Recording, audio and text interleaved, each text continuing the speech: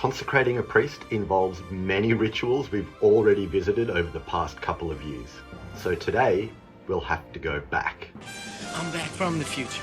Luckily, I invented a time machine. Are you telling me that you built a time machine? Morning, Phil. Morning, Phil. Morning, Phil. Now, in the present, as we travel through chapter 8, every time we encounter somewhere in Leviticus we've been before, we'll jump back in time. Back to past Phil. Back to the Torah. You ready? Chapter 8 begins a new section. And the Lord spoke to Moses, saying, We are up to a brand new section. Leviticus sets in motion God's desire to live in the midst of his people, and God invites Israel to draw near to him. God is inviting his people to draw near and visit him. But before they can do that, the priests need to draw near. And before they can do that, they need to be consecrated. So in this chapter, Moses korab the priests. Basically, korab means come close, to approach or to bring near. Not you, Devon. Remember that the tent, the tabernacle, was a mini garden, a microcosm of Eden. As the high priest walked into the holy place with pomegranates hanging from the hem of his robe, it was like he was walking through a garden of fruit and abundance. Back in Genesis 3, Adam and Eve were clothed with garments of skin before they were sent out of the garden. And in chapter 8, Aaron and his sons are clothed with garments before they enter into the garden-like tent. Back in Genesis, the first thing that is made holy is a day, the seventh day. God blessed it and set it apart as holy. So just like there was a location in time that was set apart as holy, here the tabernacle is a location in space that is set apart as holy. And guess how many days it took for Aaron and his sons to be consecrated? 7 days. So this is creation language, where God appointed humans to be his image in the garden. He is now appointing priests to be his image in holy space in the tent. Okay, back in Genesis, in the middle of the garden was the tree of life. And here in Leviticus, life is brought into holy space. Lifeblood is used to consecrate and purify the tent, the altar, and the priests. That's why Leviticus calls it lifeblood. Okay, but how could life clean anything? Back in Genesis, God sent Adam and Eve out of the garden so they didn't eat from the tree of life and remain forever in their impure state of uncleanness. Like a crab, unclean. And here in chapter 8, Aaron and his sons eat the meat from the offering after being cleansed, and they eat it at the entrance to the tent. So in verse 31, Moses says to Aaron and his sons, boil the meat at the doorway of the tent and eat it there together with the bread which is in the basket of the ordination offering, just as I commanded, saying, Aaron and his sons shall eat it. But if it was a lamb or a goat, after God got the fatty portions, the priest got the rest of the meat. So here at the doorway of the tent, someone else is waiting to go in. Chapter 8 begins with God commanding all the people to assemble at the doorway. Verses 3 and 4 says, assemble all the congregation at the doorway of the tent of meeting.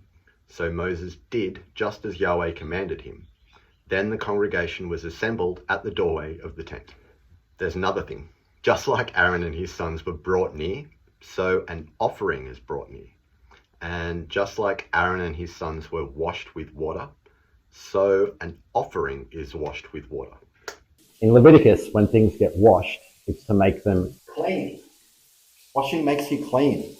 Well, yes, but ritually clean. So the same way Aaron and his sons are purified with blood and washed with water and brought near and made holy so they can enter into holy space, the same with the burnt offering.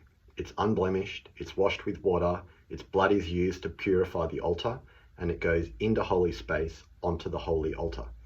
Then it ascends upwards to God in smoke. And verse 20 says, when he had cut the ram into its pieces, Moses offered up the head and the pieces and the fat in smoke. Have you even read verse 6? Why is it called a whole burnt offering if it's cut up into pieces? The fat? God always got the fat. Weirdly, the head is specifically given to God on the altar. And that's something we've talked about before, is whether a hand on the head transferred sin to the animal. But a head that had just had sin transferred onto it wouldn't be a pleasing aroma. It wouldn't be holy. It would defile the altar. It'd be strange, because the head is specifically placed on God's altar and sent up to God as a sweet aroma. So in verse 14, Aaron and his sons place their hand on the head of the offering, and then Moses takes the blood and purifies the altar. So could blood from a sin-covered animal purify an altar?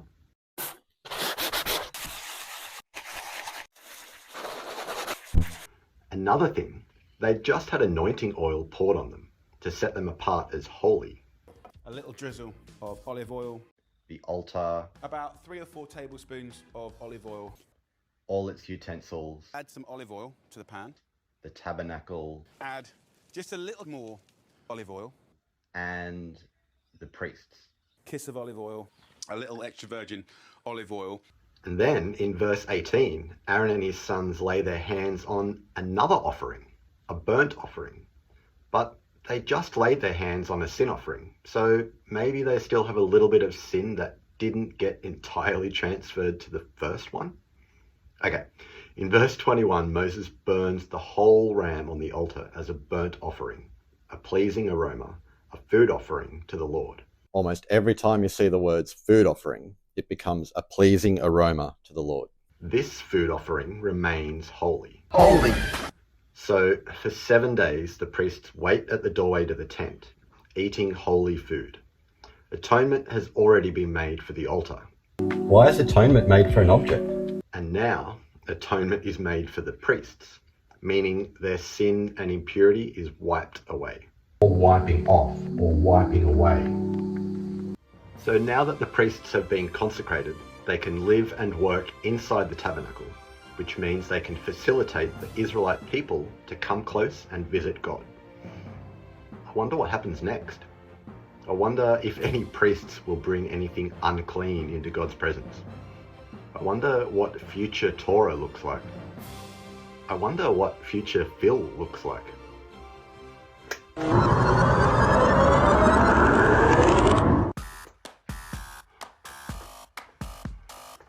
They did it! They invented a hoverboard!